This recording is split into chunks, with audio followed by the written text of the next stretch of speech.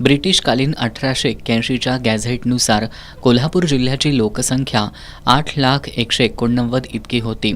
त्यापैकी 2,99,350 कुणबी लोकसंख्या होती. मराठा लोकसंख्या नोंद 62,287 इतकी होती.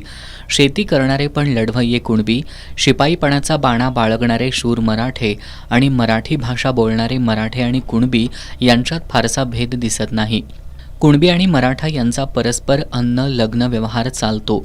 दोघांचं राहणीमान, स्वभाव, देवक, आहार आणि शेतीसह जन्मापासून मृत्यूपर्यंतच्या रूढी परंपरा, चालीरीती यात साम्य आहे. त्यामुळे इतिहास संशोधकांच्या मते मराठा कुणबी एकच आहेत. हे ब्रिटिशकालीन 1881 सालच्या कोल्हापूर गॅझेटवरून सिद्ध होतं.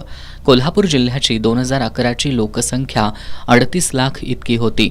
ती सध्या अंदाजे 42 ते 43 लाख झाली आहे. कोल्हापूर जिल्ह्यात मराठा कुणबी लोकसंख्या 20 ते 21 लाख इतकी निश्चित आहे. पण 2011 पासून आत्तापर्यंत फक्त 6,750 कुणबी दाखल्यांची जात पडताळणी होऊन जात प्रमाणपत्र देण्यात आली आहेत.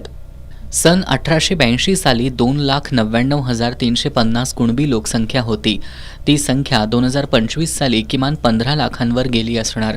परंतु त्या प्रमाणात कुणबी दाखले मिळणं अपेक्षित नसताना 2021 पासून फक्त 6,750 कुणबी दाखले मिळाले आहेत. ते अत्यंत अल्प प्रमाणात आहेत. न्यायमूर्ती संदीप शिंदे समितीच्या कुणबी शोध मोहिमेत कोल्हापूर जिल्ह्यात जवळपास 1.5 लाख इतक्या कुणबी नोंदी सापडल्या आहेत. पण 1932 सालानंतर सर्वसाधारण कुणबी यांनी मराठा नोंद केल्यानं कुणबी दाखले मिळणं अवघड झालंय. त्यामुळे हैदराबाद गॅझेटप्रमाणे कोल्हापूर गॅझेटची अंमलबजावणी करण्यात यावी अशी मागणी मराठा महासंघाचे राष्ट्रीय उपाध्यक्ष वसंतराव मुळीक यांनी पत्रकार बैठकीत केली आहे.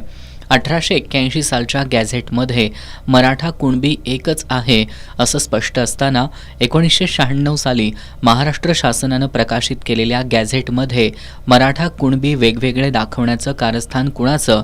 1881च्या मूळ गॅझेटमध्ये 1996 साली फेरफार करून मराठ्यांना आरक्षणापासून वंचित ठेवण्याचं कारस्थान कुणाचं असा प्रश्न यावेळी वसंतराव मुळीक यांनी उपस्थित केलाय. कोल्हापूर जिल्ह्याच्या 1881च्या गॅजेटनुसार कोल्हापूरची जिल्ह्याची लोकसंख्या ही 8 लाख इतकी होती. यामध्ये कुणबींची संख्या ही 3 लाख आणि मराठ्यांची संख्या 60 लाख इतकी होती, 60,000 इतकी होती. तर यामध्ये आपल्याला सांगू इच्छितो की कुणबींचे आणि मराठ्यांचे जे रीतिरिवाज होते किंवा त्यांचे स्वभाव, त्यांचे एकत्रित सगळ्या म्हणजे शेती असेल, ह्या सर्वांचा जर आपण विचार केला तर मराठा कुणबी एक होते. कारण त्यांचे रोटी बेटी व्यवहार होत होते आणि त्यांच्यामध्ये इतकं साम्य होतं की एकत्र बसून जेवण घेणे, त्यांचा हात सारखा असणे, अगदी लग्न कार्याची जर आपण एकत्रित स्वरूप पाहिलं तर ते त्या पद्धतीनं होतं. एखादी व्यक्ती मयत पावली तर त्यावेळेच्या ज्या काही क्रिया ज्यावेळी करत होत्या त्या सुद्धा एकसारख्या होत्या. त्यामुळं आमचं म्हणणं असंच आहे की या ठिकाणी मराठा कुणबी एक आहे असं संशोधकांचं जे मत आहे.